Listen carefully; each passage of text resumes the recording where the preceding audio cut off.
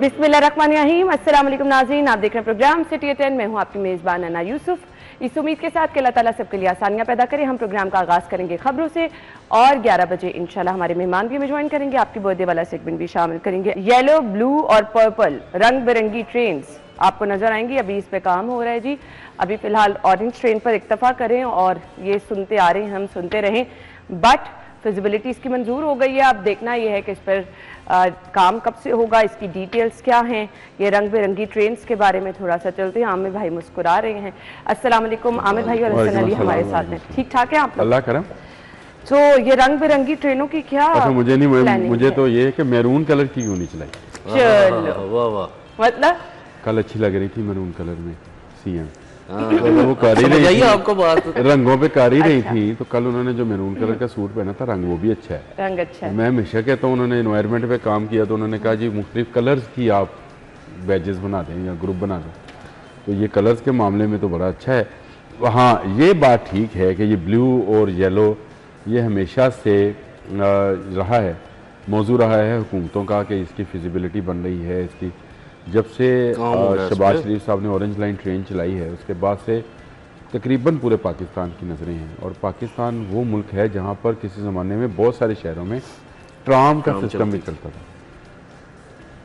आपको शायद यकीन है कि बहावलपुर जैसे शहर में भी ट्राम चलती थी। जी हाँ, वो ट्रेन वाली पटरी वाली नहीं थी, लेकिन वो टायरों वाली ट्राम थी, बट उनके वहाँ के नवाब जो थे उन्होंने चलाई थी।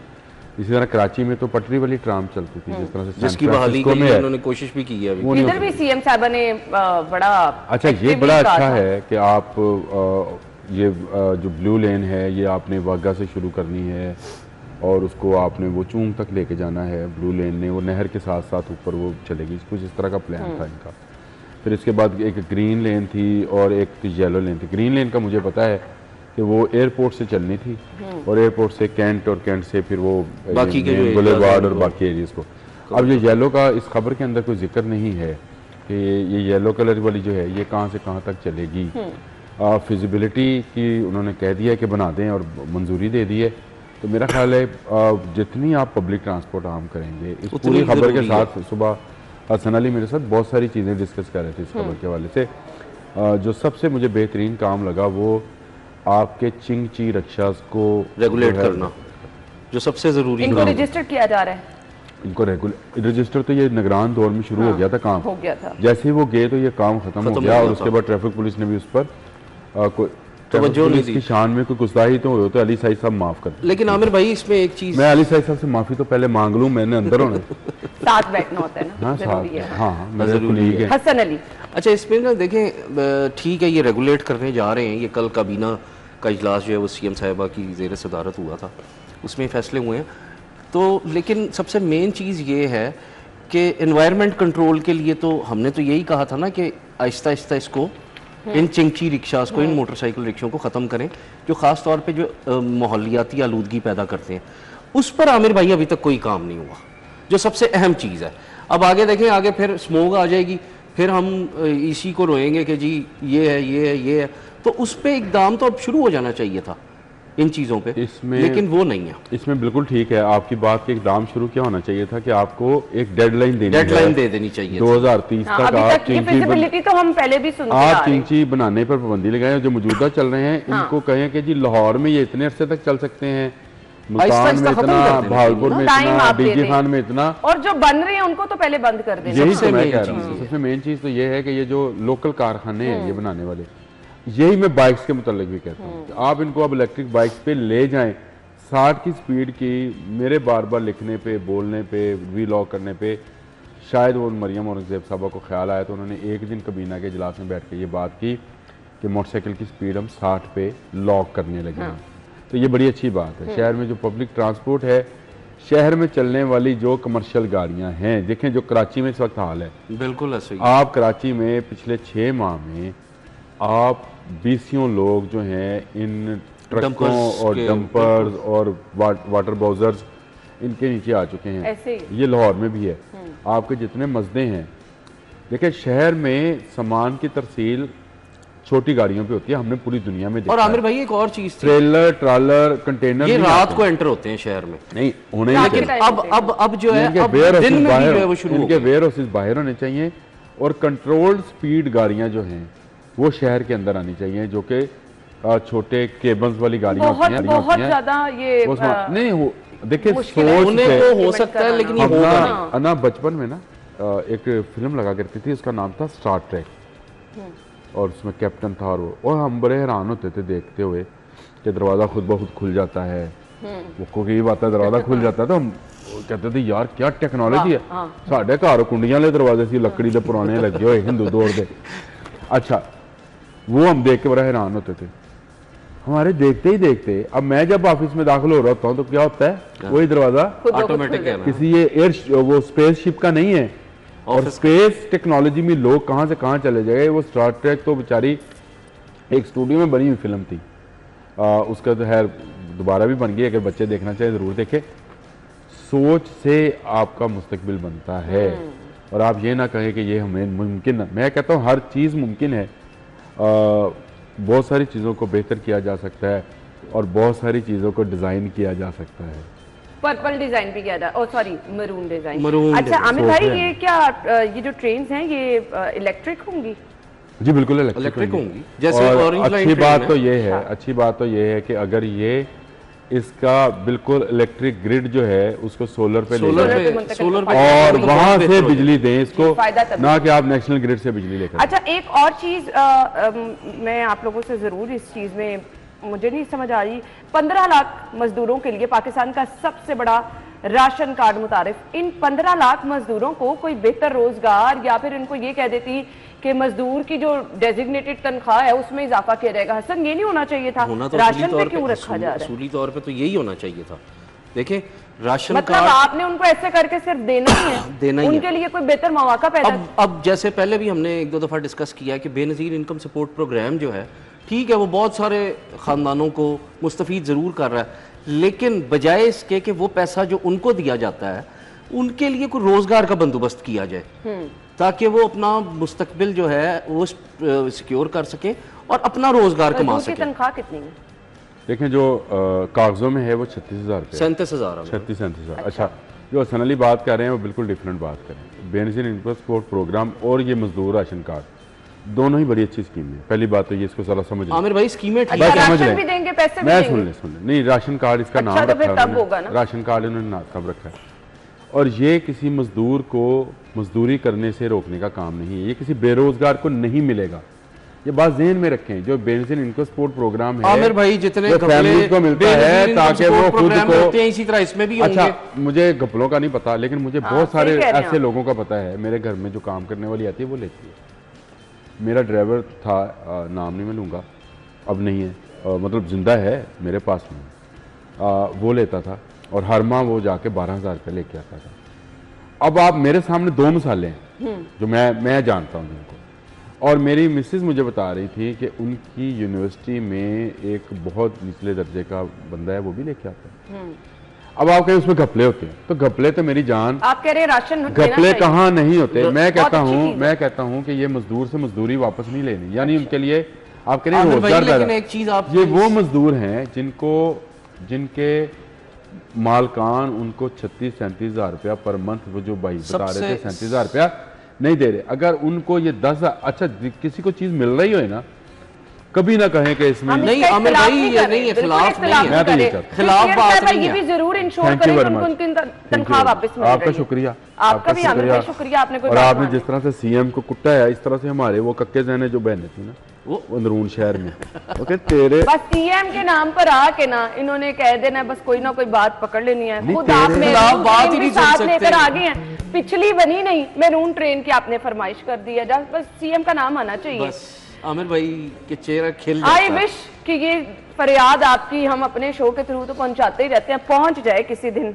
आपकी वैसे आमिर भाई मुलाकात किसी हो दिन जाके जाए, मुलाकात भी कर आपका लें। सबसे बड़ा मसला हल हो जाए। वर्कर्स कार्ड के जरिए 10,000 माहाना इमदाद का फैसला भी किया गया है, ये समझा दें जरा। ये वही वर्कर्स कार्ड ये वही है, वही इसी एक तरह चीज है। है, मजदूरों के लिए अलग कर दिया और जो वर्कर्स हैं उनके लिए अलग। मेरा तो आप अपना- भी आमिर भाई नहीं इसमें कैटेगरी है। मुझे याद है जब निगरान सीएम थे तो एक दफ़ा वो आटे की स्कीम आई थी, उन्होंने कहा था वो मोबाइल पे आप मैसेज करें आपको पता मैसेज चल आएगा। जाएगा। तो मैंने वो साथ ही खड़े थे, रमज़ान के दिन थे, रमज़ान के दिन आपने कर दिया मैसेज? रेस कोर्स पार्क में, तो मैंने मैसेज किया वहीं पे ना, मैंने कहा जरा इसको करूं, तो वहां से आया कि भाई आप इसके एलिजिबल ही नहीं हैं। तो जिनके पास अपनी प्रॉपर्टी है और वो उनका रोजगार अच्छा है, बैंक में कुछ चंद पैसे या बैंक उनका वो सर्कल में आते हैं, ट्रैवल हिस्ट्री भी बन वो जाती सारे है। ट्रैवल हिस्ट्री भी जान।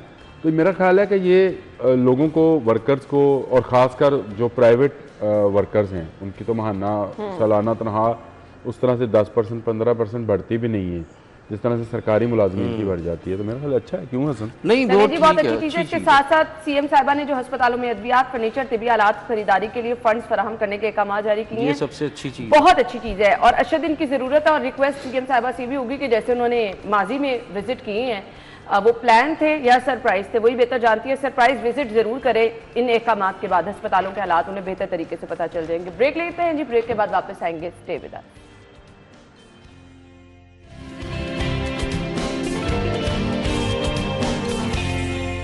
Welcome back once again. Neela Gumbad बहाली प्लान है, 3 मंजिला अंडरग्राउंड पार्किंग, फूड कोर्ट और स्टिंग एरिया बनेगा। अभी नीला गुंबद की जो तस्वीर, क्योंकि रिसेंटली मेरा भी जाना भी हुआ था, जो मेरे सामने है वो खराब फवारा और वहां पर जा बजा गंदगी, तजावुजात भी, जहां जिसका दिल कर रहा था बाइक लगा के चला गया और मैं भी गाड़ी एक साइड पे लगा के चलेगी। मैं क्या करती, जगह नहीं मिल रही थी। खैर अच्छा जी, अब बहाली का प्लान है और जो चीजें बताई जा रही हैं, पार्किंग, फूड कोर्ट, मेरे ज़हन में तो कोई ये दुबई का मॉल आना शुरू हो गया। आमिर रजा खान साहब बन ही ना जाए।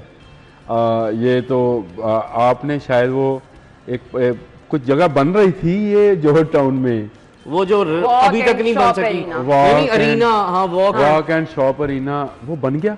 नहीं। अच्छा, वो एलडीए प्लाजा के बिल्कुल उसकी बैक पे है। साथ मेरा वहां जाना हुआ, एक दोपहर मैं फैमिली के साथ निकला था, तो मैंने कहा चलो आज ना, वहाँ सुना है कोई रेस्टोरेंट है, कोई ना रेस्टोरेंट, उसमें ऐप में हमने देखा था, हम चले गए। टूटे हुए रोड्स, खाली सड़कें, दुकानें बंद। वो बेचारे ने एक दुकान सी बनाई हुई थी जिसने किसी व्लॉगर को 4-5 हज़ार रुपया दे के तो वो अपना व्लॉग हिट कराया हुआ था कि जी उसके पता नहीं उसमें क्या है बर्गर के अंदर। अच्छा, वो और चले गए हम। मुझे तो भाई वहाँ पे ना, वो पता नहीं उसका नाम पार्क एंड राइड कुछ इस तरह का नाम है। नहीं, पार्क एंड राइड तो ये लिबर्टी नहीं, वाला उसमें ना? क्या है, अरीना वॉक एंड शॉप।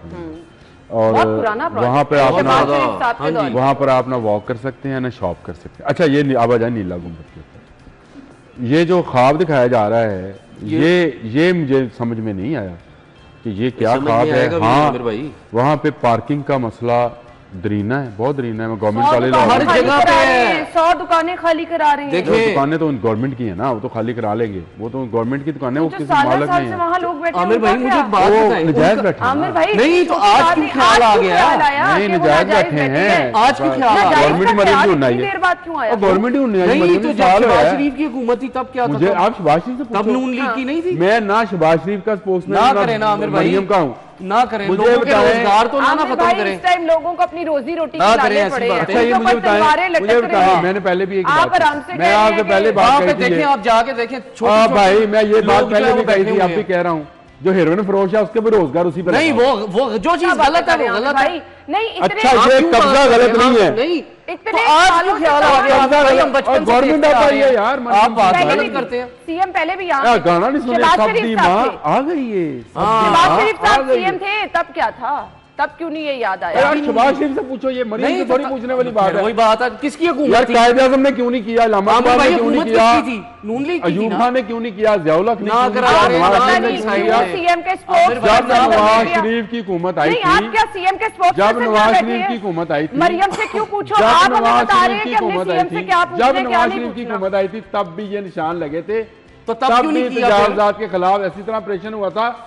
मियां अजहर उस वक्त गवर्नर आप पंजाब जो थे, कहेंगे हम CM हम से वो अंदरून पूछ शहर के सकते रहशी थे। नहीं, उस वक्त भी आमिर लोगों भाई ना के करें, खड़े देखें। इसी तरह से गिराए गए थे। जो तो फिर नजायज दोबारा है, किस तरह तो बन फिर गए? सो गए, जो नजायज गिरा के सो गए। जो नजायज है उसको जायज करार देना गलत लोगों की निशानी है। मैं आपके बारे में कुछ नहीं कह सकता। क्या करें वो? जो मैं आप उनको दुकानें दे रहे थे, लिखा हुआ है, रोजी रोटी की पड़ इसमें गई लिखा है, हुआ है दुकानें दे रहे हैं। पता नहीं कहाँ दे रहे हैं। हाँ, पता चल के बेसमेंट में दे रहे हैं। नहीं, खबर मैंने पढ़ी है जी, बेसमेंट में दे रहे हैं, पढ़ी है, 3 मंजिला प्लाजा बनेगा। आप ठीक है, सीएम के अंडर खिलाफ खबर कुछ पड़े, कह उसमें दें, दुकानें दे आप रहे हैं, आगे सब कुछ जाके बात करनी है। पड़ी। मुझे देख लिया, पार्किंग का मसला आपका था, वो भी हल कर रहे हैं। मुझे ये बताएं, बेसमेंट में दुकानें दे रहे हैं, जहाँ दुकान भी नहीं दे, है। दुकान तो दे रहे हैं उसको।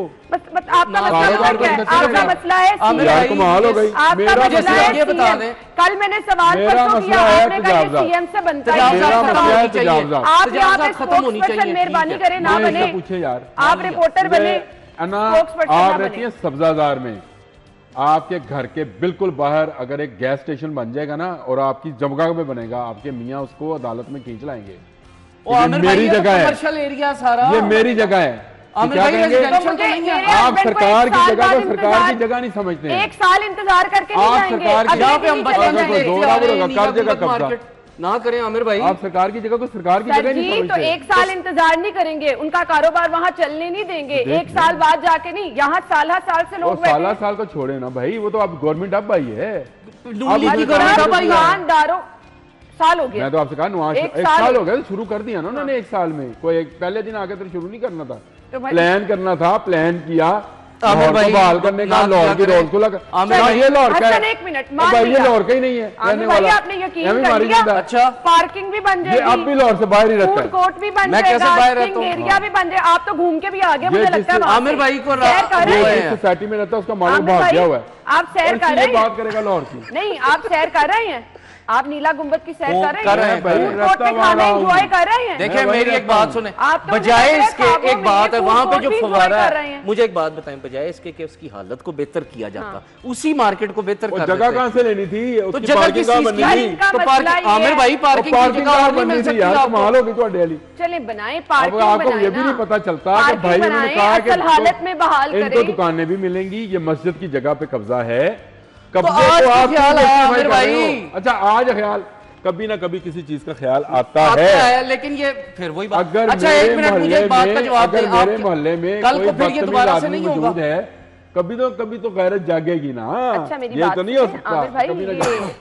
आपने फिर प्लान तो कर लिया होगा कि आप खाना जाएंगे खाएंगे। पार्किंग एरिया में, ग्राउंड अंडरग्राउंड अपनी गाड़ी पार्क करेंगे, फूड कोर्ट हो में सकता जाके है, खाना हो खाएंगे, सकता है, हो सकता है। सीएम साहिबा फीता काट रही हो होंगी सकता और है। आप खाना शाना एंजॉय करेंगे, सकता है, इंशाल्लाह। स्टिंग एरिया अल्लाह ताला बनेगा। आपकी दुआएं कबूल नीला गुंबद की जो हालत हमने देखी है, आज तक देख रहे हैं, ये जो ख्वाब दिखाए जा रहे हैं ना, मुझे नहीं पता कि ये अच्छा, देख ये में गिराए बैठे हैं जाएंगे ये तो सुहाने आपको ख्वाब। नजर आएगा। आप तो कह रही कि ये सुहाने ख्वाब है।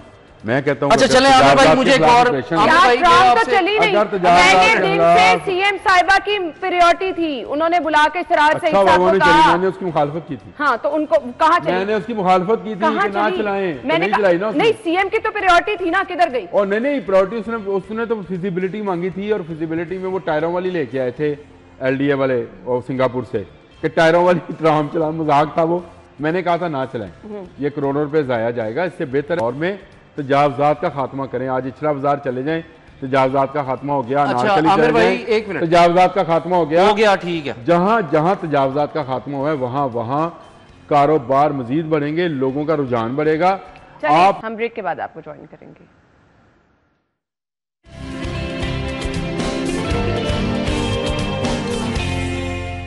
Welcome back once again. तजावुज़ात के खिलाफ रोजाना की बुनियाद पर ऑपरेशन हो रहा है और यही हम चाहते थे और यही हम कहते थे कि फॉलोअप अगर होता रहे, मुसलसल तजावुज़ात के खिलाफ ऑपरेशन करते रहें तो शहर को इंशाल्लाह हम तजावुज़ात से पाक कर देंगे। शालीमार, जीटी रोड, बहुत ज्यादा यहाँ तजावुज़ात होती है। निश्तर कॉलोनी, कच्चा जेल रोड, पाक अरब सोसाइटी और फिरोजपुर रोड से तजावुज़ात का सफाया कर दिया गया। हसन अली, ये बहुत अच्छा एक जो प्लान और है, रोजाना जो की बुनियाद पर अभी रोजाना हो रहा है, और इसको वही बात आपने जैसे की है कि फॉलो अप बहुत ज़रूरी है। तो जब तक फॉलो अप नहीं होगा, एक दिन करके अगले दिन नहीं करें, उसको फॉलो अप नहीं करेंगे तो जो मर्जी हो जाए वो दोबारा से फिर वही हाल हो जाता है। तो ये एक बहुत अच्छा स्टेप है, लेकिन इसको अक्रॉस द बोर्ड जाना चाहिए इनको, गवर्नमेंट को। अब मैं बताता हूँ, जैसे मेरा रास्ता रोज़ का ये बागड़ियाँ से कॉलेज रोड वाली साइड पे है, वहाँ पे अभी भी ऑपरेशन नहीं हुआ। ठीक है, एक दिन हुआ था, उस वक्त जो है वो ट्रैफिक भी बड़ी स्मूथ रही और सब कुछ रहा, लेकिन 2 दिन बाद जो है वो वही हाल वहाँ पे फिर हो गया। तो इस चीज़ को भी देखना चाहिए कि जिस जगह पे दोबारा तजावुज़ात जो है वो कायम हो रही हैं या रेडियाँ दोबारा लग रही हैं, उनको हटाया जाए, उनके खिलाफ ऑपरेशन किया जाए। और इसको जो सबसे अहम चीज़ है वो ये है कि जैसे पहले भी हमने जिक्र किया है नीला गुंबद की बात पे कि ट्रैफिक की रवानी जो है वो मुतासर नहीं होनी चाहिए, क्योंकि जहाँ तजावज़ात कायम होती है वहाँ पे फिर मसला बनता ही बनता है। और आगे एक और चीज़ है तजावज़ात की वजह से आमिर भाई, आगे जैसे अब मानसून शुरू होगा तो उसमें बहुत बड़ा एक मसला बन जाता है तजावज़ात की वजह से, जो सफाई है नालों की, या वैसे ओवरऑल अगर बात करें निकासी की, तो जिन्होंने अब नालों के ऊपर या जो सीवरेज पाइप उनके ऊपर दुकानें बनाई हुई हैं, जगह जगह तो इनके खिलाफ भी कार्रवाई होनी चाहिए, ताकि कम से कम ये जो हर दफा मसला एक आता है ये ना हो। अच्छा, तजावुज़ात के साथ साथ ये जो जगह जगह सड़कें तोड़ी हुई हैं, ये भी आते हुए ऑफिस में आधा रास्ता यहाँ पे ट्रैफिक ब्लॉक रहती है, आप एक काम करते हैं तो दूसरा अजाब सर पे खड़ा होता है। आमिर भाई, अच्छा, मैं वैसे वो डीजी एलडीए साहब से कहूँगा कि वो एक ही फुटेज है, परसों भी वही फुटेज आपके अमले ने भेजी थी, और कल भी हाँ, वो पहले ट्रक के इस तरफ से थी, वही कुर्सियाँ 6 रखी हुई थी लकड़ी की, उसका डिज़ाइन मुझे अच्छा लगा था इसलिए मुझे याद रही।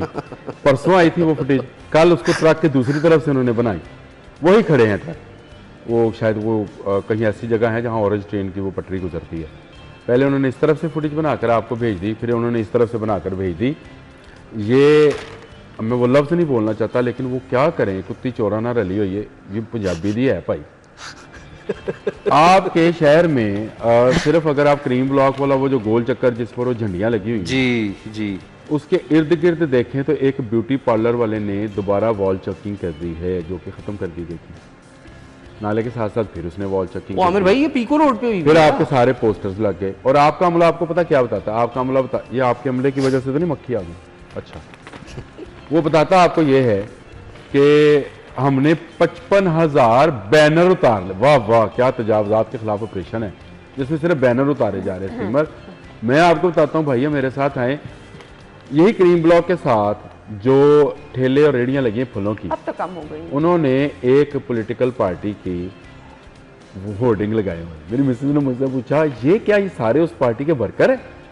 मैंने कहा नहीं, ये डराने के लिए है कि अगर हमने हाथ लगाया तो ताड़ी ऐसी दी तैसी, असि इस पार्टी के नाल रिलेटेड। हाँ, अब आप उस बात को यकीन करेंगे? नहीं, मैं मान रही हूँ, मैंने भी देखा है। वॉल चेकिंग मान रहे हो? हाँ। वॉल चेकिंग मान रहे हो, तो इसका मतलब ये है कि डीसी साहब और ये भाई ने बड़ी अच्छी बात कर दी, वो तो मेरे दिल को लगी कि नालों के ऊपर जो तजावज़ात वो खत्म, दुकानें मुस्तकिल उनको मीटर लगे पड़े हैं, एलपीजी वाली दुकानें, बड़े-बड़े सिलेंडर रखे हुए हैं, एलपीजी है, वो चारे वाली दुकानें हैं, फिर वो फलों वाली दुकानें हैं, फिर वो आमिर भाई आप ये बात कर रहे हैं, बसों के लिए बड़े अच्छे पार्किंग एरिया बने, वो ग्रीन एरिया बन सकते हैं, यानी आपके नालों के इर्द गिर्द ऐसी ग्रीनरी उगाई जा सकती है जो कि उनकी आलूदगी को जाहिर भी ना होने दें, बिल्कुल, और नालों की सफाई में भी आपकी मशीनरी को जाने में आसानी हो। तो मुझे बताएं, ये काम कितना मुश्किल था डीसी साहब, आप मुझे बता दें। कोई मुश्किल नहीं, वो आप तजावज़ात पे काम कर रहे होंगे, लेकिन सब्जाजार के एक तरफ कला आपने तजावज़ात के रहम से थड़े गिरा दिए, सामने वाली साइड को मतलब आप अब जेलस होने लग गए अगर हमारे इलाके में काम हो ही रहा है। नहीं, अच्छी बात है, हो रहा है, मैं तो कह रहा लेकिन क्रॉस द बोर्ड जाए ना, मैं ये कह रहा हूँ, वो तो हम कह रहे हैं, अप्रिशिएट भी कर रहे हैं कि जिस तरह आप काम कर रहे हैं बहुत जबरदस्त काम है, पूरे शहर में होना चाहिए। शुक्र है तुसी लोग मेरी गल मन्नी, मैं ते यतीम नु तुसी इंज पसंद है जी कि मैं बेआसरा बेसहारा रह जाना। नहीं, जब आप गलत साइड लेंगे तो हम ना बस वफादारियां नहीं निभाने देते, अपना काम करते और आप निभाते हैं वफादारियां। ब्रेक के बाद आते हैं हमारे साथ में।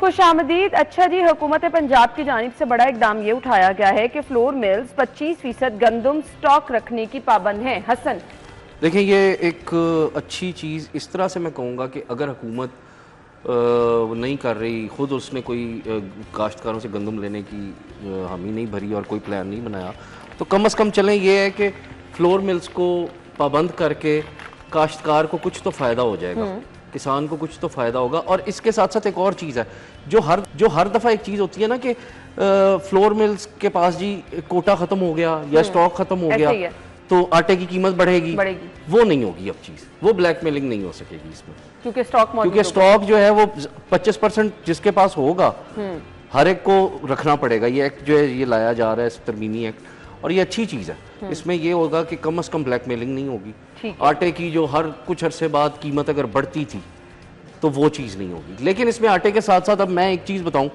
देखें गंदम से कितनी प्रोडक्ट्स निकलती हैं।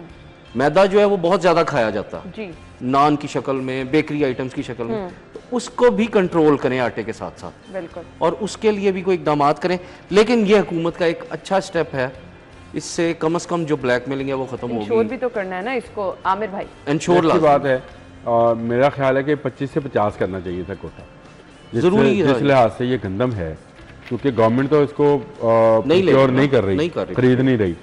फ्लोर मिल्स क्या करती थी, वो गंदम गवर्नमेंट खरीदती थी, जब उनके पास अपना स्टॉक खत्म होता था तो गवर्नमेंट से ले गवर्नमेंट लेती से थी। अब वो ले नहीं सब्सिडी पाएंगी। कम रेट पे। तो ये 25% भी मेरा हाल इसका नोटिफिकेशन जारी हो गया है, इसको 50% भी होना चाहिए। आपके पास अगर कैपेसिटी 100 बोरी गंदम की है, लेट्स से, आपके पास 50 तो होनी चाहिए कि नहीं होनी चाहिए? साल में अगर आपकी 100 बोरी लगती है तो आपकी 50 तो होनी चाहिए, लाजमी होनी। बाकी 50 आप बाद में प्रोक्योर कर सकते हैं, उसको खरीद सकते हैं। तो मेरा ख्याल है इसको बढ़ाना चाहिए था। किसान इस वक्त जो है तंग है। आपने किसान कार्ड और पता नहीं उसकी इमदादी कीमत और क्या, उसकी इमदादी कीमत तो नहीं, खैर इमदाद के नाम पर आपने ग्रीन ट्रैक्टर कुछ अरब रुपए का हाँ जी, वो रखी किया है है बिल्कुल। सब्सिडी के लिए ना। और ये सिर्फ पंजाब गवर्नमेंट का मसला नहीं है, चारों सूबाई गवर्नमेंट बशमूल गिलगित बल्तिस्तान, कोई गवर्नमेंट इस दफ़ा गंदम प्रोक्योर नहीं कर रही है। कोई भी नहीं कर रही। अच्छा, ये एक ऑब्लिगेशन थी या एक तरफ से प्रेशर था IMF की तरफ से ही। आमिर भाई आपका इसमें काम IMF नहीं है, आपका काम नहीं है कि आप गंदम को प्रोक्योर करने पे अरबों रुपया अपना मार्कअप पहले देना फंसा दें। पड़ता था। पहले आप फंसा दें, फिर आप ब्लैकमेलिंग में आए और फिर आप सस्ते दामों फ्लोर मिल्स को देकर, यानी गवर्नमेंट एक तरफ महंगी गंदम खरीद ऐसे भी ही रही थी, दूसरी तरफ वो सब्सिडी के नाम पे सस्ती जो है बेच वो रही थी, सस्ती दे रही। और सब्सिडी के नाम पे खा कौन रहे थे? फ्लोर मिल्स और आरती, आपका मिडलमैन। मिडलमैन और फ्लोर मिल्स, ये आमिर जानता भाई सारे मामले। मिडलमैन तो हमेशा से ही। चलें, अच्छी चीज है। अब बाकी अजमा बुखारी साहब कह रही हैं कि अगले साल 20,000 काश्तकारों को ट्रैक्टर देंगे। किसान हमारा एहसास है 1 साल में 4 अरब का पैकेज दिया, जिसकी मिसाल नहीं मिलती। हसन, देखिए ये जो है ना, ये मैं इस चीज़ से इस तरह एग्री नहीं करता कि असम्बली फ्लोर पे अभी परसों लास्ट डे था सेशन का, उस पे अब असम्बली की अगर मैं बात करूं तो असम्बली में तो ज़्यादातर काश्तकार ही है ना, जिनकी ज़मीनें और सब कुछ है, वो भी यही रोना रो रहे थे। और किसी छोटे काश्तकार से आप बात कर लें तो वो भी यही रोना रो रहा है कि हुकूमत ने इसमें जो, देखें इसमें जो सबसे अहम चीज़ है ना वो ये है कि इनपुट्स को सस्ता करें।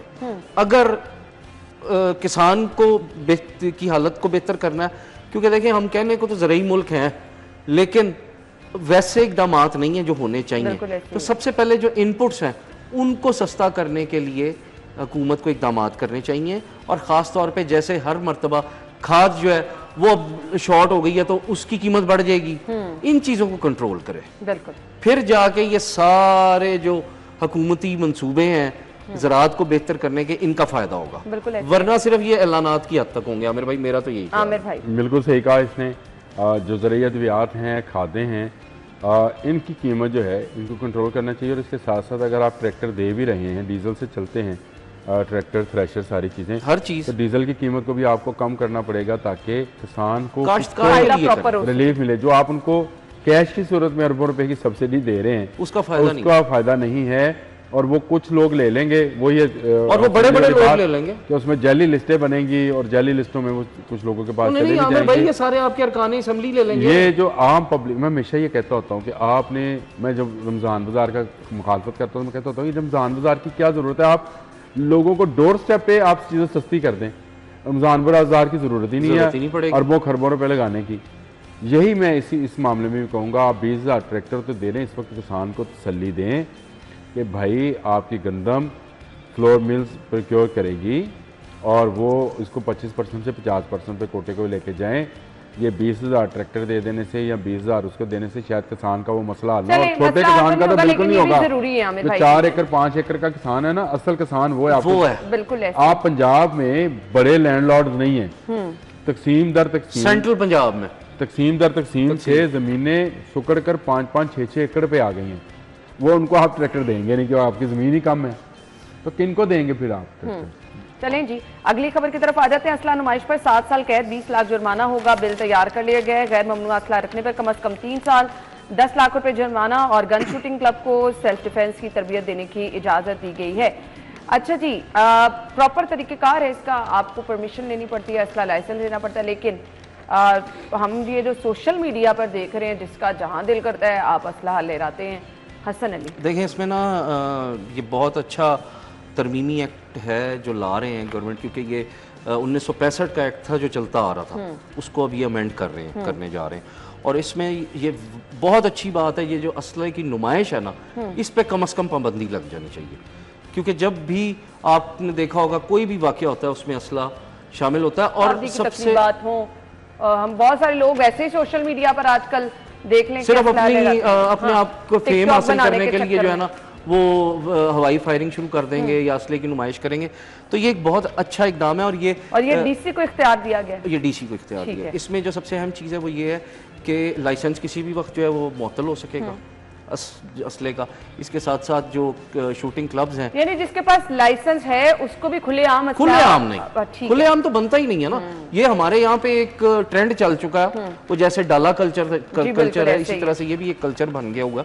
तो ये अच्छा है, ठीक है। अब ये कमेटी के सुपुर्द कर दिया गया, 2 माह में कमेटी अपनी रिपोर्ट पेश करेगी इसके ऊपर प्रॉपर, उसके बाद फिर इसको बाकायदा एक्ट की सूरत में अमल किया जाएगा।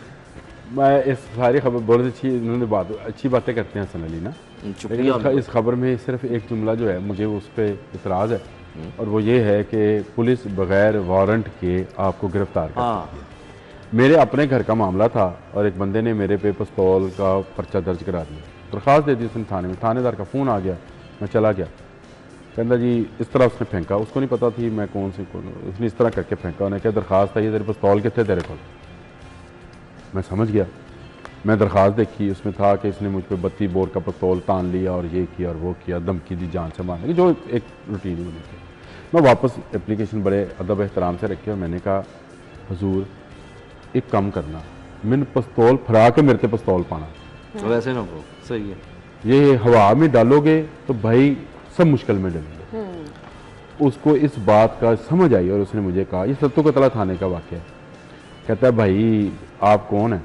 मैं कहा यार मैं तो आम आदमी हूँ, आम शहरी हूँ, लेकिन मैंने सिर्फ एक दरख्वास्त की है, हवा में पिस्तौल ना मुझ पर डाले, भरा के मैनू तस्वीर बना के फिर डाल दी, क्योंकि मैंने पता ही नहीं कि बोर केड़ा होंदा, 32 बोर कितना होंदा, ओदा बोर कितना होंदा, सान तो नलके वाला बोर ते ट्यूबवेल दे बोरां दा पता। लेकिन आमिर भाई इसमें ये ना कि देखें अभी अच्छा ये बगैर वारंट के आप कैसे एक नोटिफिकेशन जारी सकते हैं?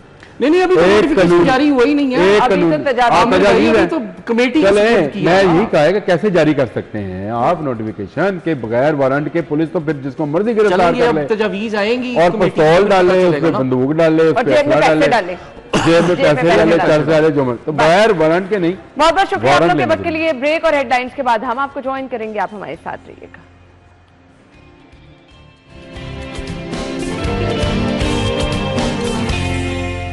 Welcome back once again. Program के हिस्से में जी हम डिस्कशन करने वाले हैं, बहुत ही अहम हमारा आज का मौजू है, और आप देख रहे हैं जी मौसमियाती तब्दीलियां जो कि बहुत तेजी से रूनुमा हो रही हैं। अगर अभी सर्दियों की टेन्योर पे देखा जाए तो जिस तरह से हमारे शहर का मौसम सर्दी में होता था, वो शदीद वाली ठंड वो तो इस दफ़ा नहीं हमने देखी, और बहुत कम आपका सर्दियों का जो था वो टेन्योर रहा। अब आगे गर्मी के हवाले से प्रेडिक्शन की जा रही है कि गर्मी भी बहुत शिद्दत से होगी।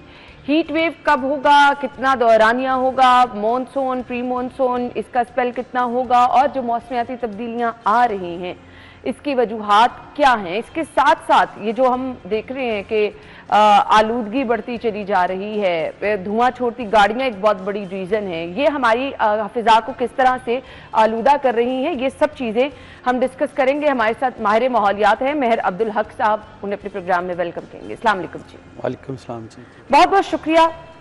अभी फिलहाल जो हम अपना मौसम देख रहे हैं, हालात देख रहे हैं, अभी तो गर्मी है और कंट्रोल्ड है, बट आने वाले दिनों में शदीद गर्मी की प्रेडिक्शन भी की जा रही है, हीट वेव के खदशात भी जाहिर किए जा रहे हैं। ये जो मौसमियाती तब्दीलियां रूनुमा हो रही हैं, इसके पसे पर्दा क्या मुहरकात हैं? बहुत शुक्रिया जी। असल में जो ये जो क्लाइमेट चेंज और मौसमियाती तब्दीलियां हैं, इसका ज़िम्मेदार तो बजाते खुद अगर आप समझें तो हमारी ह्यूमन एक्टिविटी है, हम खुद इसके ज़िम्मेदार हैं। जिस तरह इंडस्ट्रियलाइजेशन हुई है और हमने जिस तरह जंगलात को काटा है, यही मेन वजह है। और हमने वक्त के साथ साथ इस चीज़ की ज़रूरत को शायद हमने पूरी तरह नहीं समझा कि हमने ट्री प्लांटेशन करनी थी, और अपने रवैये को तब्दील करना था। आज हमारे रवैये उस तरह के हो गए हैं कि हम ही इस मौसमियाती तब्दीली का बायस हैं। पहले शहर छोटे होते थे, लोग पैदल एक से दूसरी जगह चले जाते थे। अब हर बच्चा साथ वाली गली में भी जाना तो हर घर में एक बाइक है। तो ट्रांसपोर्ट और जो हमारा ट्रांसपोर्ट का जो सिस्टम है जिस तरह का, और जो हम फॉसल फ्यूल को जिस तरह जलाए जा रहे हैं और हम उसको रोक नहीं रहे, और रिन्यूएबल जो एनर्जी सोर्सेज उनको हम पैदा नहीं कर रहे और वक्त के साथ साथ अपने आप को तब्दील नहीं कर रहे, तो ये सारा किया धरा इंसान का खुद है। हमको हमें अपने रवैयों को तब्दील करना है, अपने लाइफस्टाइल को चेंज करना है। आज देखें किसी दौर में बारबेक्यू का उस तरह से नाम ही नहीं होता था। आज हर गली के दूसरे कोने पे एक बंदा कोयले दहका के रात को बैठा हुआ है और वो पोल्यूशन पैदा कर रहा है और साथ साथ वो ग्लोबल वार्मिंग का जरिया बन रहा है। तो यही मेन वजूहत हैं जी, और ये सारा कुछ किसी और ने नहीं किया, ये आफत हमने खुद अपने ऊपर लेके आए हैं। हमने ही इसको अब अपने रवैये से अपना जो लाइफस्टाइल चेंज करके इसको दुरुस्त करना है, उसके लिए बेशुमार चीज़ें हम कर सकते हैं। अच्छा, ये ग्लोबल वार्मिंग और मौसमियाती तब्दीलियाँ, डिफरेंस क्या है दोनों में? देखें जी, ग्लोबल वार्मिंग जो है वो डेफिनेटली टेम्परेचर जो बढ़ रहा है, वो टेम्परेचर जो बढ़ रहा है वो चल रहा है, उसकी तो मेन वजह है फॉसल फ्यूल को करार दिया गया कि आप जितना फ्यूल चलाएंगे ज़मीन का टेम्परेचर बढ़ेगा। आप जब फ्यूल जलाएंगे टेम्परेचर बढ़ेगा तो उससे जो है ग्रीन हाउस गैसेस जो उनका अखराज होगा, और वो जो सूरज की रोशनी को जब पकड़ लेती हैं तो उनके अंदर जो आपस में वो तान बान बनता है तो टेम्परेचर बढ़ जाता है, वो तो होगी ग्लोबल वार्मिंग। अब जो क्लाइमेट चेंज है उसके अंदर आप देखें कि मौसमियाती तब्दीलियाँ इस तरह से आ गई हैं कि वो मौसम जो कभी सर्दियों के वो गर्मियों में आ रहे हैं। आपने कभी तसव्वुर ही नहीं किया होगा कि कई इलाके आज भी ऐसे हैं जो अप्रैल आ गया है तो कहीं पे बर्फबारी हो रही है।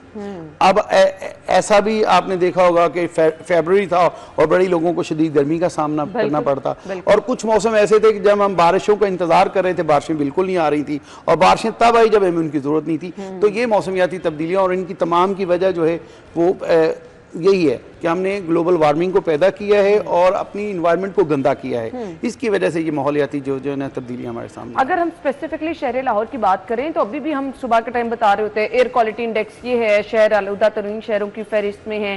तो अगर यही होता रहा तो फिर तो सांस लेना भी मुहाल हो जाएगा। बिलाशुबा जी, और इसके लिए अगर हम सारी जिम्मेदारी अदारों के ऊपर डाल के बैठ जाएंगे तो हम जिंदा नहीं रहेंगे। हमें हर शख्स को, हर शहरी को अपने हिस्से का किरदार अदा करना होगा। यहाँ मैं ये कहना चाहूँगा कि हमारा जो एजुकेशन सिस्टम है उसके अंदर हमने निसाब के अंदर हमारे अपने बच्चों को छोटे लेवल से एजुकेट करना है कि हमने अपने माहौल को कैसे नीट, क्लीन, इन्वायरमेंट फ्रेंडली बनाना है, इकोसिस्टम को हमने कैसे डेवलप करना है। ये बच्चों को पहले इसकी एजुकेशन देनी पड़ेगी कि इकोसिस्टम है क्या, इसके अंदर हम बेहतरी किस तरह ला सकते हैं, अपना रोल कैसे प्ले कर सकते हैं। हमने ह्यूमन बिहेवियर को तब्दील कर रहे हैं, हमने अपनी खुराक, अपने लाइफस्टाइल को चेंज करना है। हमारा लाइफस्टाइल चेंज हो गया, हम तो अब ये जो दुनिया है वो इस बात पर सोच रही है कि जितना खुद उगाओ और खुद ही खाओ और कम खाओ और कम जाया करो। ये जब तक रवैया हम नहीं अपनाएंगे तो हम उस पे, इस फार्मूले पे नहीं आएंगे। हमारा जो लाहौर है, लाहौर क्या हमारे दूसरे शहर भी इससे बड़े इफेक्ट होते जा रहे हैं। लाहौर एक बड़ा शहर है और लाहौर को हमने अगर बचाना है तो हमने इसका, ये जो आजकल मैं बिल्कुल अगर गैर सियासी बात भी करूँ तो ये जो इंक्रोचमेंट को ख़त्म किया जा रहा है, यही इस तरह के इक़दाम हमें लेने पड़ेंगे कि हम अपने शहरों को खुला करें। जितना रोड ब्लॉक होगा उतनी ज़्यादा जो फ्यूल जलेगा और गैसेस पैदा होंगी और टेम्परेचर बढ़ेगा तो ग्लोबल वार्मिंग होगी और क्लाइमेट चेंज का मसला पैदा होगा। तो इन तमाम चीज़ों से निकलने के लिए इस तरह की एक्टिविटीज़ को करना पड़ेगा, लेकिन ह्यूमन बिहेवियर को चेंज करने के लिए हमें स्कूल के निसाब में भी चीज़ें शामिल करनी पड़ेगी, अपने बच्चों को एडुकेट करना पड़ेगा। कुछ चीज़ें हमें खुद एज इंडिविजुअल जो है ना वो देखनी होगी कि हमारे एंड से हम क्या चीज़ें ख़राब करें जो हमारे माहौल को आलूदा करने का सबब बन रही हैं। सर्दियों वाला स्पेल बहुत कम रहा, हालांकि सर्दी बहुत शदीद भी होती थी और हमने देखा सर्दियों में वबाई अमराज, हर बंदा बीमार, बारिशें उस तरह नहीं हुई। क्या वजूहात हैं?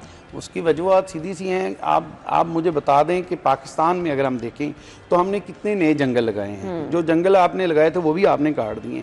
जो सिंध के अंदर जितने जंगल थे आप उसकी रिपोर्ट ले लें, वो सारे इन्होंने काट दिए। ये जो हमारे करीब थी, जो इंसानी हाथों से बड़ा लगाया हुआ जंगल था चांगा मांगा, वो भी तकरीबन अब इन्होंने काट ही दिया है। अब बहुत थोड़े दरख्त वहाँ पर रह गए। जब तक हम ट्री प्लांटेशन नहीं करेंगे हम अपने माहौल को सेव नहीं कर सकते। ये कूलिंग इफेक्ट आपको पता है, सब इंसानों को पता है ये कूलिंग इफेक्ट देता है। जब ज़मीन के अंदर आप फ्यूल जलाते रहेंगे, ज़मीन का टेम्परेचर बढ़ाते रहेंगे, तो वो सर्दी आपके लिए कहाँ से आएगी। तो आपने जो सर्दी पैदा करने वाली जो माहौल, जो इको फ्रेंडली आपने जो सिस्टम डेवलप करना है, वो तो आपने ख़त्म कर दिया अपने हाथों से, इंडस्ट्रियलाइजेशन की तरफ।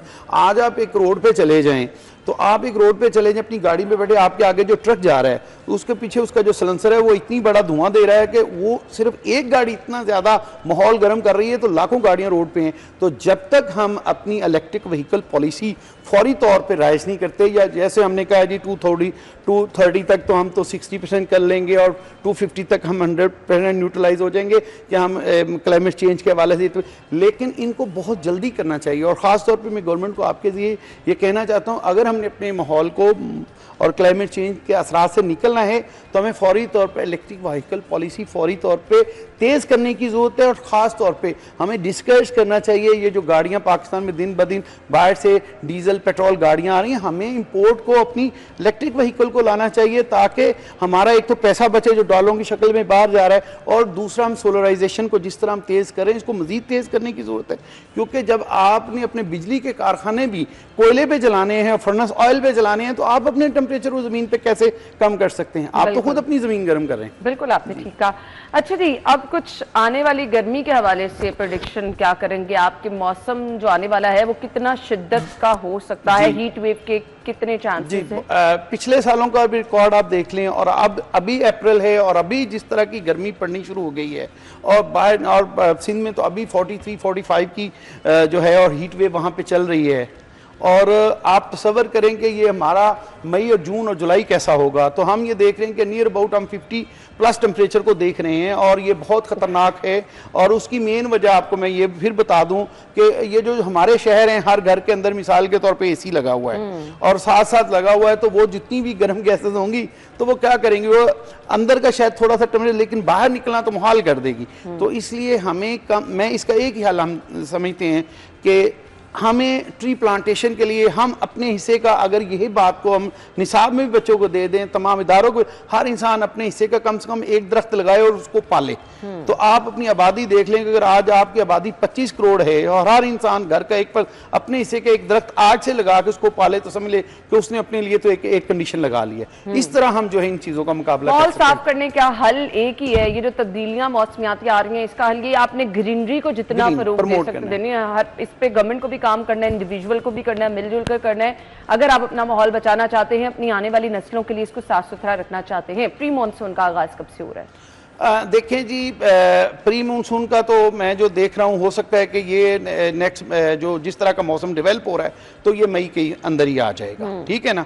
तो उसको हम देखें, क्योंकि पिछले दिनों में भी आप देखेंगे पिछले थ्रू आउट जो सर्दियां गुजर गई, हमारी बारिशें उस तरह से नहीं हुई, हमारा मौसम खुश गया। लेकिन अब जो गर्मी जिस तरह से वो प्रेशर डेवलप हो रहा है, तो इससे हमें नजर आ रहा है कि ये इस दफा जून की बजाय ये मई में स्टार्ट हो जाएगा। मानसून वाला जो स्पेल है ना, वो कितना होगा? क्योंकि वो वाली गर्मी बहुत खतरनाक होती है, आपको पता है। हम इसको सच्ची बात है इतना लंबा नहीं देख रहे, ये बहुत मुख्तसर होगा, लेकिन जो दोबारा जाके मानसून आना तो वही नेचुरली है, वो अगस्त सितंबर से पहले नहीं, और हम पानी की कमी का शिकार होते जा रहे हैं और हो जाएंगे।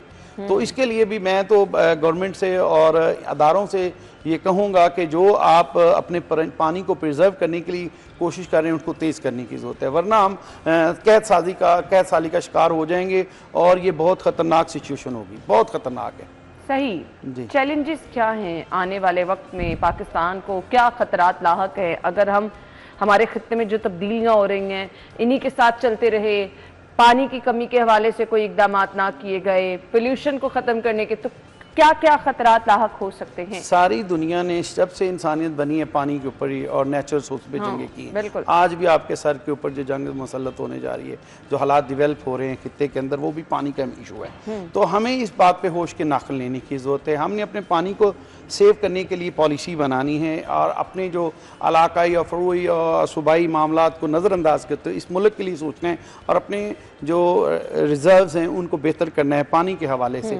और ख़ास तौर पे इसका फिर वही हल आएगा कि हमें कम से कम अपने सिस्टम को इकोसिस्टम फ्रेंडली बनाना पड़ेगा, हमें दरख्त मज़ीद लगाना पड़ेंगे, जो रिन्यूएबल सोर्सेज हैं एनर्जी के उनको जनरेट करने की ज़रूरत है। हम ये फॉसल फ्यूल से हमें जान छुड़वानी होगी, जितनी जल्दी हम जान छुड़वा लेंगे उतना ही हमारे मुल्क के लिए अच्छा होगा। हमारा माहौल तब बनेगा जब हम बायोमैस टेक्नोलॉजी को अपनाते हुए सोलराइजेशन के ऊपर भी चले जाएँ, और ये जो हम फ्यूल के साथ मदद से जो चला रहे हैं, अपने कारखाने, इंडस्ट्रियां चल रही हैं, जो बहुत कारखाने बड़ी चला रहे कोयला हैं और उनका चला हमने रहे हैं। सिस्टम नहीं, हमने अपने सिस्टम को बेहतर नहीं किया। मैं यहाँ पे एक छोटी सी मिसाल आपके सामने रखना चाहता हूँ कि आने वाले वक्त के चैलेंजेस को हम कैसे बेहतर कर सकते हैं। मेरा ताल्लुक तो ब्रिक किला इंडस्ट्री से है, भट्टा इंडस्ट्री से है, जिसमें सिर्फ कोयला ही जलता था।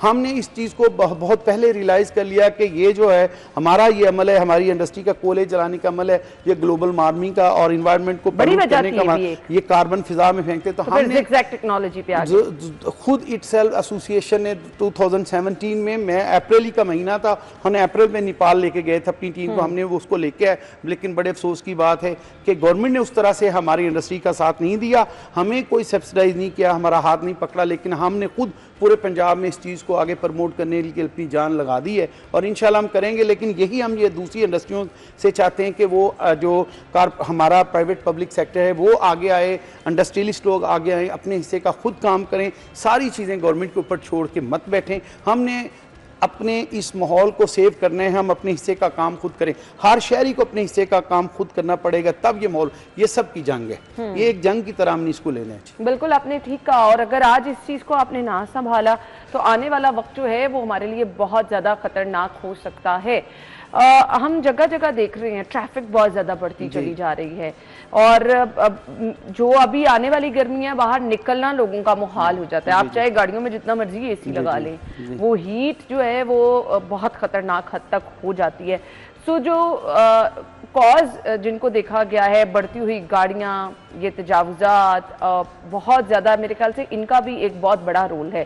सो इस पर भी हमें काम करना होगा, दरख्त लगाने होंगे अगर आपने ओवरऑल अपने माहौल को साफ रखना है। सो मैसेज क्या होगा आपका देखने वालों के लिए? वेरी शॉर्ट कि मैं ये मैसेज हमारा ये है कि हर इंसान अपनी जिम्मेदारी को महसूस कर ले, हर शख्स अपने हिस्से के एक दरख्त लगा ले और उसको संभाले और उसके अपने लिए ज़िंदगी का सोर्स उसको समझे कि ये, और ये एक सदका जारिया समझ के करे। हमारे जो वालदैन बुज़ुर्ग गुजर चुके हैं, हम उनके लिए जो सदका खैरात करते हैं, तो क्यों ना आज हम अपने वालदैन के लिए एक एक दरख्त लगाएं और ताकि उसका फ़ायदा उठाएंगे और उनका जो उनके लोग उसकी छाँव में बैठेंगे, उससे फ़ायदा हो तो उनका स्वाब आपके वालदैन जो आपके जो प्यारे दुनिया से चलेंगे। मैं ये समझता हूँ कि अगर इस पे आ जाए ना तो अपने मुल्क को भी बचा सकते हैं। दूसरा, हम अपने लाइफस्टाइल को चेंज कर लें, हम कम खाएं और हम ऑर्गेनिक फूड पे चले जाएं और कोशिश करें कि घर के अंदर किचन गार्डनिंग को हम प्रमोट कर लें। उससे ऑक्सीजन तो पैदा होगी और आप जो है वो फायदा भी होगा आपको, ग्लोबल वार्मिंग को भी आप रोक पाएंगे। ये तमाम चीज़ों में ना लाइफस्टाइल को चेंज कर लें। और ख़ास तौर पे गवर्नमेंट से भी ये रिक्वेस्ट है कि ये जो आने वाले दिनों में ये जो पाकिस्तान में जिस तरह टेम्परेचर बढ़ा है, इसकी सिर्फ और सिर्फ वजह, जितने भी माहिरीन हैं सब ने इसको एक ही चीज़ को सबसे बड़ा रीज़न करा दिया, वो फॉसिल फ्यूल है। आप कोयला, गैस, बिजली इसका जलाना कम से कम कर दें और इलेक्ट्रिक व्हीकल पॉलिसी फौरी तौर पे और प्रमोट करें। अगर सब्सिडाइज करना है किसी चीज़ को, पाकिस्तान का पैसा बाहर जाने से बचाना है, तो हमें इलेक्ट्रिक व्हीकल गाड़ियों को सब्सिडाइज करना चाहिए। आपने उल्टा एक छोटे सी जो स्कूटी है बच्चों के लिए, उसको 2-2.5 लाख का किया, तो आप इसको इंतहाई कम कीमत पे लेके आए। हमारे पास वक्त कम है, यही वो मैयर्स हैं जिन पे काम ना किया गया तो आने वाला वक्त बहुत ज़्यादा खतरनाक हो सकता है। हमारा माहौल इस कदर आलूदा हो जाएगा कि हम खुली फिजा में सांस भी नहीं ले सकेंगे। सो इसमें हमें भी काम करना है, आपको भी करना है और सरकार को भी मिलजुल कर अपने माहौल को हमने साफ रखना है। थैंक यू सो मच जी, आपके वक्त का शुक्रिया। हम ब्रेक के बाद आएंगे।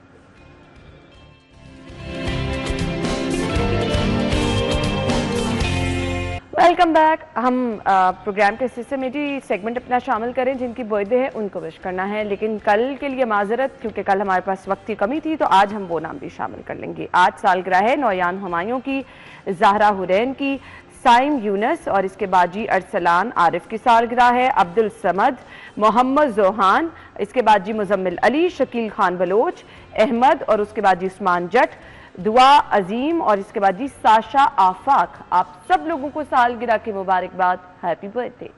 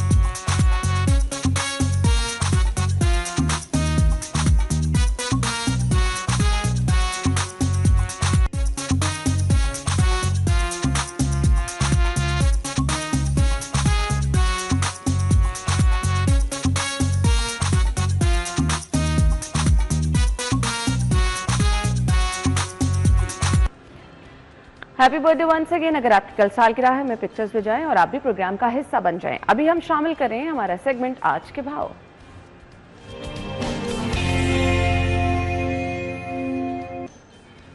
अच्छा जी, रेट लिस्ट बताने के लिए ओपन मार्केट में हमारी रिपोर्टर मौजूद है अफशा, हम उनकी तरफ चलेंगे। Over to you. मौसमी सब्जियां भी आसमान से बातें करती हुई दिखाई दे रही हैं। इनकी कीमतें भी इतनी बढ़ चुकी हैं कि शहरी इन्हें खरीदने से भी कासिर हैं। सरकारी रेट लिस्ट और ओपन मार्केट में जिस कीमतों पे सब्जियां फ़रोख्त की जा रही हैं उसके हवाले से आपको बताते हैं। तो आलू की सरकार की जानिब से कीमत 45 रखी गई है, लेकिन ये बाज़ार में 60 रुपये का फ़रोख्त किया जा रहा है। प्याज की सरकारी कीमत भी 45 है, लेकिन ये ऐसी, जबकि टमाटर की कीमत भी 45 है, लेकिन ये 90 रुपये तक फ़रोख्त किया जा रहा है। इसी तरह लहसुन की सरकारी कीमत 360 है, लेकिन ये 400, जबकि अदरक की सरकारी कीमत 370 है, लेकिन ये भी 450 तक फ़रोख्त किया जा रहा है। भिंडी की सरकारी कीमत 180 है, लेकिन ये 200। अरवी की सरकारी कीमत भी 180 है, लेकिन ये भी अपनी कीमत के बरक्स 210 रुपये तक फ़रोख्त की जा रही है। सब्ज़ मिर्चों की सरकारी कीमत 110 है, लेकिन ये 140। जबकि नींबू के हवाले से बात कर ली जाए, क्योंकि गर्मी जैसे जैसे दिन बढ़ रहे हैं, गर्मी अपने रूज पे जाती जा रही है और इस वक्त शहरियों को सेहत बख्श और तवानाई बख्श जो है ग़िज़ाएँ चाहिए होती है, खुराक चाहिए होती है और पानी का इस्तेमाल ज़्यादा होता है। और नींबू का हमें पता है कि किस तरह से इस्तेमाल गर्मियों में बहुत ज़्यादा होता है। और इस वक्त भी पिछले साल की तरह नींबू सरकारी की कीमत, जो चाइना का नींबू है, क्योंकि देसी नींबू दस्तयाब नहीं है, चाइना नींबू की कीमत 150 है, लेकिन ये बाज़ार में 600 रुपये किलो तक फ़रोख्त किया जा रहा है और इसी की कीमत जो है रोज़ ब रोज़ बढ़ती जा रही है। शहरी शिकंजी पीते हैं और नींबू को दीगर चीज़ों में भी इस्तेमाल करते हैं, क्योंकि गर्मी में ये बहुत जल्दी आपको तवानाई देता है, लेकिन इसकी कीमतें इतनी ज़्यादा हैं कि शहरी इसे ख़रीदने से कासिर हैं। इसी के साथ जो मौसमी सब्जियाँ हैं, भिंडी है, अरवी है, करेले हैं, इनकी कीमत भी बढ़ी हुई है और सब्ज़ मसाला जात की कीमत तो हमेशा से ही अपने मुताबिक दुकानदार बेचते हैं। तो शहरी इस सवाल से खासा परेशान दिखाई देते हैं, सब्ज़ी भी खरीदते हैं लेकिन शिकवा भी करते हैं। जी ठीक है जी, शहरियों का शिकवा हम पहुंचाते रहते हैं, हमारे रिपोर्टर्स हम तक पहुंचाते हैं, हम आप तक पहुंचाते हैं, इस उम्मीद के साथ कि शायद इस पर अमल हो जाए और शहरी बेचारों की सुनी जाए, जो ये कहते हैं सिर्फ कि रेट लिस्ट, जो सरकारी रेट लिस्ट है, उस पर अमल करा दें, उनको सब्जियां सस्ती मिल जाएं, इससे ज़्यादा उनको कुछ नहीं चाहिए। चलें जी, thank you so much Afsha, हमें बाहर की सूरत हाल बता रही थी। अभी हमने जाना है ब्रेक की तरफ, लेकिन उससे पहले अगेन जिन लोगों की कल बर्थडे है, स्क्रीन पर नंबर है जी, इस नंबर पर आप हमें अपनी पिक्चर्स भिजवाएं अपने नाम के साथ। वो लोग जो कि पर्सनली मुझे भिजवा दें, मेरे प्रोड्यूसर को भिजवा दें, हमने जी ये नंबर आपके लिए रखा हुआ है। सो ये तो आप बिल्कुल बेफिक्र हो जाएं कि इस नंबर पर अगर आप भिजवाएंगे तो ज़रूर आपकी बर्थडे शामिल की जाएगी। ऐसा नहीं है कि हमें भिजवा देंगे तो फिर रियॉरिटी भी होगी, हमारे लिए सभी लोग बहुत ज़्यादा अहम है। सो नंबर पर भिजवाएं और प्रोग्राम में शामिल हो जाएं। ब्रेक के बाद हम ज्वाइन करेंगे स्टे विद अस।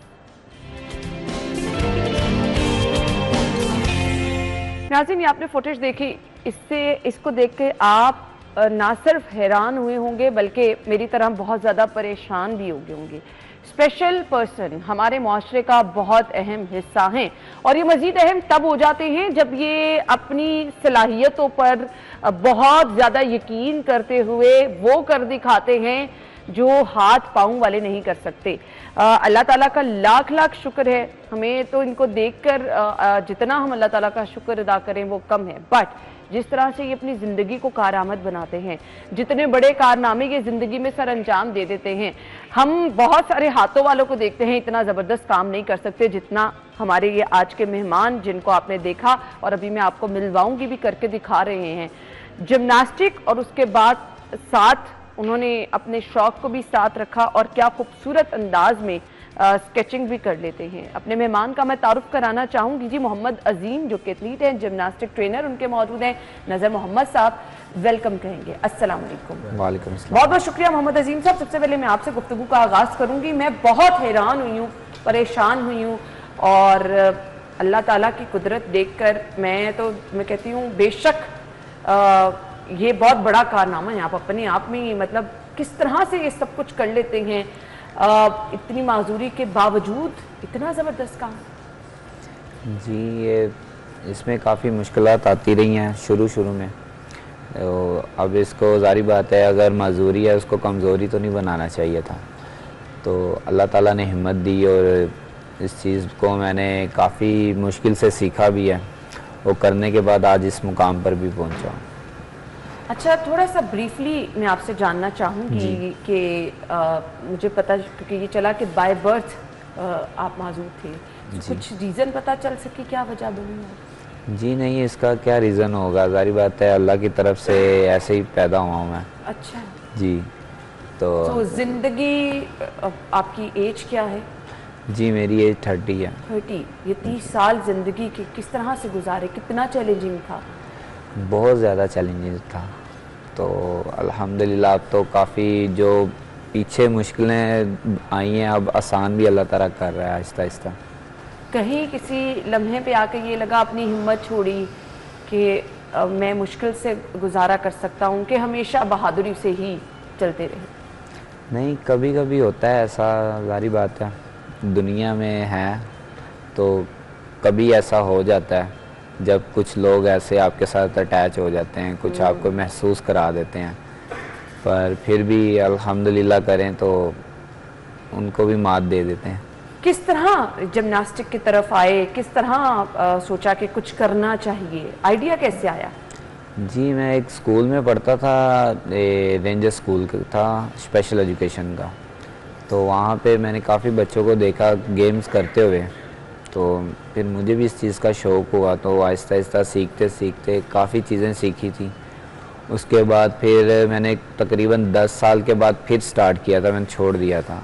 फिर सर मुझे मिले, फिर इन्होंने मुझे मज़ीद चीज़ें सिखाई, पैलर बार, उसके बाद ये क्या कहते हैं रिंग्स, हैंड स्प्रिंग्स, ये सारी चीज़ें फिर इन्होंने मुझे करवाई। वो क्या कहते हैं समरसॉट वगैरह और ट्विस्ट वगैरह, ये सारा इन्हीं से फिर मैंने सीखा था। नज़र मोहम्मद साहब, मेरे ख्याल से नो डाउट जिस तरह से आपने ट्रेनिंग करवाई और हमने जो अभी स्क्रीन पर मनाजिर भी देखे, बड़ा चैलेंजिंग होता है। सो कैसे आपने ये रिस्पॉन्सिबिलिटी निभाई? मैम वैसे मैं सबसे पहले तो ये बात करना चाहूँगा कि अल्लाह ताला जो किसी इंसान में कोई माजूरी पैदा करता है ना, तो उसके अगेंस्ट जो है ना उसमें उस आम लोगों को ज़्यादा हिम्मत भी पैदा करता है, उसमें टैलेंट भी ज़्यादा डालता है कि वो कर लेता है। तो ये मैंने जो इसमें चीज़ नोट की है ना कि ये ना आम लोगों से ज़्यादा हिम्मत वाला है और इसके अंदर मोटिवेशन बढ़ी है। really और इसने जो चीज़ें सीखी हैं ना, तो आम बच्चे जो फिट बच्चे हैं ना उनसे भी नहीं जल्दी ये कर सकते। सीखते। नो डाउट नहीं कर सकते। तो ये चीज़ है, इसमें आसानियाँ हुई हैं, लेकिन इसके लिए मैंने काफ़ी आसानियाँ भी पैदा की। इसके लिए स्पेशल जो है ना स्टूडियो एक बनाया, जिसमें इसके मुताबिक जो है ना मैंने अपरेटस बनाया, तो उस पर ये ट्रेनिंग करता होता था माशाल्लाह, जिससे इसकी काफ़ी इम्प्रूवमेंट हुई है। एथलीट आजकल नॉर्मल लोगों का बनना बड़ा मुश्किल होता है। ये जंपिंग और जिस तरह ये ट्विस्ट कर रहे हैं, खुदा ना खास्ता कभी ऐसा हुआ कि कोई इंजरी वगैरह भी हुई, गिर गए? इंजरी तो नहीं अभी तक हुई है, अभी तक वैसे इंजरी वाला, क्योंकि इसके लिए मैंने स्पेशली काफ़ी चीज़ें जो है ना सेफ्टी की भी बनाई थी। हाँ जी, सेफ्टी से करवाई। तो कितनी देर लगी ट्रेन होने में, कितना वक्त दरकार था? क्या रोज़ाना ट्रेनिंग ये करते थे? जी ये ट्रेनिंग तो इसकी रेगुलर ही होती थी और कुछ ज़्यादा टाइम नहीं लगा, तकरीबन 1 साल में ना काफ़ी चीज़ें इसने सीखी हैं माशाल्लाह से।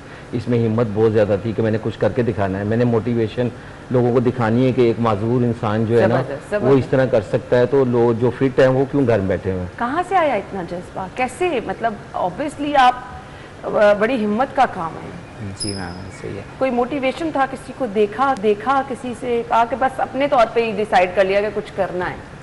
जी ऐसे ही है, किसी को देखा तो नहीं है, पर ये सोचा ज़रूर था जो एक नॉर्मल इंसान कर सकता वो मैं क्यों नहीं कर सकता। वाह, ज़बरदस्त। तो मुझे ये बताइए कि मैंने तो आपका काम माशाल्लाह देखा, बहुत ज़बरदस्त स्केचिंग भी करते हैं, तो ये आपको क्या अल्लाह की तरफ से तोहफा ही मिला है?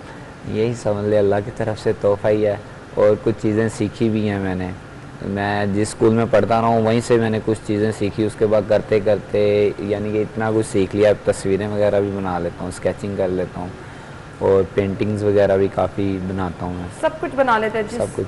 और कितना टाइम लगता है बनाने में? ये जो स्केचिंग है इसमें थोड़ा सा टाइम लगता है, इसमें तकरीबन 3-4 दिन लग जाते हैं, मुझे स्लो थोड़ा सा काम करना पड़ता है। ज़रा फुल स्क्रीन पे दिखा दें, मैं तो हैरान हूँ कि हाथों वाले ये काम नहीं कर सकते हैं, मतलब क्या कमाल महारत है। उस पाक परवरदिगार का बेशक ये बहुत बड़ा आपके ऊपर एक तोहफा है कि वो लोग जिनको अल्लाह ताला ने हाथ दिए हैं, हम लोग भी, हम इतना खूबसूरत स्केच नहीं बना सकते हैं जिस तरह से ये आप कर रहे हैं। सो कितने साल हो गए हैं? स्टार्ट में मुश्किल तो होती होगी? जी मैंने बताया स्टार्ट में काफ़ी मुश्किल्स होती हैं, ज़ाहिर बात पेंसिल्स को पकड़ना, उसको करना, पहले तो मैं अपने मुंह में रख के करता था इस चीज़ों को। अच्छा। फिर आहिस्ता आहिस्ता मैंने उसको हाथों पे लाना शुरू किया, फिर हाथों से करना शुरू कर दिया, और अब अल्हम्दुलिल्लाह काफ़ी चीज़ें खुद आपके सामने हैं अब। ज़बरदस्त। हम तो सरप्राइज हो रहे हैं देख के। अच्छा, अब तक कौन कौन से स्केच जो आपने बनाए और आपको खुद बहुत पसंद आए, जो आप समझते हैं कि ये आपका मास्टरपीस है? जी मैंने एक सबसे पहले एक वंडर साहब को बनाया था, हमारे जो स्कूल के जर्नल थे। उसके बाद डीजी साहब के बनाए थे। फिर अब मैं स्कूल में जा रहा था, वहाँ भी मैंने कोर कमांडर साहब को बनाया था, वो बहुत अच्छा बना था। अच्छा, ज़बरदस्त ज़बरदस्त। और बाकायदा उनको बड़ा अच्छा लगा था। और अब जो कोर कमांडर साहब है हमारे यहाँ पे पंजाब में, अब उनका भी मैंने बनाया हुआ है, इंशाल्लाह उनको भी दूंगा जब मौका मिला। ज़बरदस्त ज़बरदस्त। और मैडम मरियम को भी मेरा जी सीएम साहिबा को भी मैंने दिया था प्रेजेंट, उनको एज द गिफ्ट दिया था। और फिर बाकायदा उन्होंने मुझे जॉब ऑफर की थी। अच्छा, अलहमरा में उन्होंने मुझे जॉब दी थी पंजाब बैंक में। अच्छा। और वहाँ से मुझे उन्होंने फिर वहाँ पे हायर कर दिया। तो अभी आप जॉब कर रहे हैं? जी अल्हम्दुलिल्लाह। ज़बरदस्त ज़बरदस्त। सो आप ये देखें कि अगर आपके अंदर हिम्मत है, अगर आपके अंदर जज्बा है, अगर आपके अंदर कुछ कर दिखाने की लगन है, तो फिर चाहे माजूरी हो, ये किसी भी तरह से आपकी राह में नहीं आती है। और ये बाहिम्मत लोग मुआशरे में बहुत सारे उन लोगों से बेहतर हैं जिनको अल्लाह ताला ने हर चीज़ से नवाजा, गिले शिकवे करते नज़र आते हैं। ये अपना रोज़गार भी कमा रहे हैं, काम भी कर रहे हैं। मुझे ये बताएं, अपनी डाइट वगैरह का तो बड़ा ख्याल रखते होंगे, इस चीज़ को ध्यान देते हैं? जी इस चीज़ पे ध्यान देते हैं। डाइट्स ज़्यादा तो नहीं है, मसलन जो घर में बना था ज़्यादातर वही चीज़ें होती हैं, कुछ फल ले आए बस वो चीज़ें, और मज़ीद ज़्यादा नहीं। डाइट बस नॉर्मल सी है। अच्छा, घर में हेल्पर तो आपके साथ 24 घंटे एक होता होगा? जी नहीं नहीं, आप खुद ही इधर से उधर मूव भी कर लेते हैं? जी मैं खुद ही चल भी लेता हूं, सीढ़ियाँ चढ़ना उतरना ये सब जो है ना ये खुद करते हैं। अच्छा। और कोई जिंदगी में कोई मजबूरी नहीं है इनके लिए, यानी कि हर काम जिंदगी का किसी से करवाना नहीं है, इन्होंने तमाम काम सब करने हैं। वॉशरूम, हर चीज़, कपड़े पहनने, नहाना धोना, ये सब, खाना पीना, हर चीज़ ये खुद करते हैं। किसी चीज़ की मजबूरी नहीं है शुरू से ही? शुरू से। मतलब आपने इसकी ट्रेनिंग ली कि स्टार्ट में कोई हेल्पर साथ हेल्प कर देता होगा कि खुद से ही? नहीं, ये खुद से आहिस्ता आहिस्ता वक़्त सिखा देता है। जैसे बच्चा छोटा चलना फिरना सीखता है, तो आपने अपनी ज़िंदगी के साथ वो तमाम चीज़ें सीख ली। बेशक। क्या करना चाहते हैं आगे, क्या फ्यूचर प्लान्स क्या हैं? जी फ्यूचर प्लान तो मेरा था हम लोग इस जिम्नास्टिक से आगे बढ़ें और इसको मसलन के हाई लेवल पे लेके जाएं, जैसे कि ओलंपिक्स होती हैं हमारी स्पेशल, उसमें हम जाएं, उसमें हिस्सा लें और पाकिस्तान का नाम रोशन करें इंशाअल्लाह। और मेन चीज़ भी यही होती है, आप जिस जगह पे रह रहे हैं आपको उस जगह का नाम रोशन करना चाहिए और आपकी पहचान इस मुल्क से होनी चाहिए। बेशक बेशक, हम दुआ गो हैं कि अल्लाह ताला आपके लिए बहुत सारी आसानियाँ पैदा करे। हमने थोड़ा सा यहाँ पर अगर आप हमें थोड़ा सा वो मुजाहरा करके दिखा दें कि आप चल के किस तरह जाते हैं, अपना रूटीन का काम यहाँ तक आके फिर हमें आपसे इजाज़त चाहिए थोड़ी सी, अगर आप हेल्प करना चाहें तो चढ़ के ये सीढ़ियाँ चढ़ के चढ़ना उतरना, ये कैसे चढ़ते उतरते हैं। चलें जी, अगर हम थोड़ा सा इस तरफ कैमरा मूव करा दे तो ये हमें थोड़ा सा ये दिखा देंगे कि अपनी मदद आपके तहत सीढ़ियाँ कैसे चढ़े थे। मैं भी आपके साथ ये खुद ही करते हैं।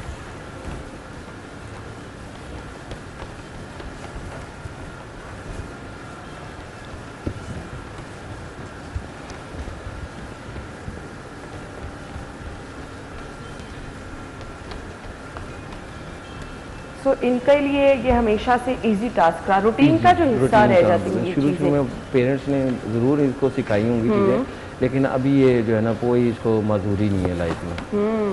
जी जिस तरह हम रूटीन का हिस्सा चीज़ें अपनी बना लेते हैं और अपनी ज़िंदगी का ये इस तरह से गुजर बसर भी कर रहे हैं और चला भी रहे हैं, मेरे ख्याल से ये दिखाने का मकसद बहुत सारे, आप आ सकते हैं वापस जी, बिल्कुल, तो ये बहुत सारे लोगों के लिए मैसेज है कि आप किस तरह हिम्मत और हौसले से अपनी ज़िंदगी के हर मुश्किल को मात देके आगे बढ़ सकते हैं।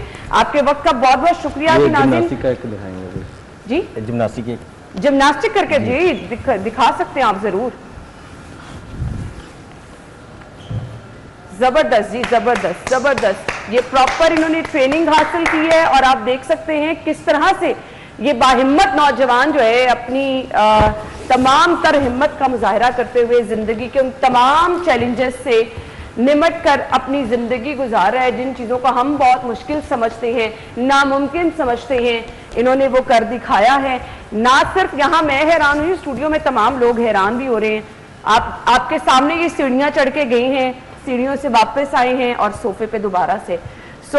हम दुआ गो हैं अल्लाह ताला आपको मज़ीद हिम्मत दे, आप ज़िंदगी में इसी तरह से आगे बढ़ते रहें और बहुत सारी कामयाबियां समेटते रहें। बहुत बहुत शुक्रिया आप लोग के वक्त के लिए। नाज़रीन, हम ब्रेक लेंगे, आपको ज्वाइन करेंगे ब्रेक के बाद। Stay with us.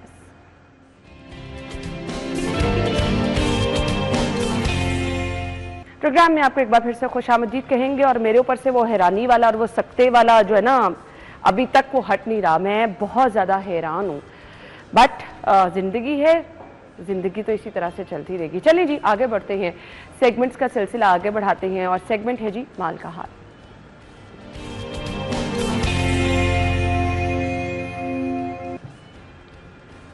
Different currency rate है हमारे पास, रेट लिस्ट आपके साथ शेयर करेंगे।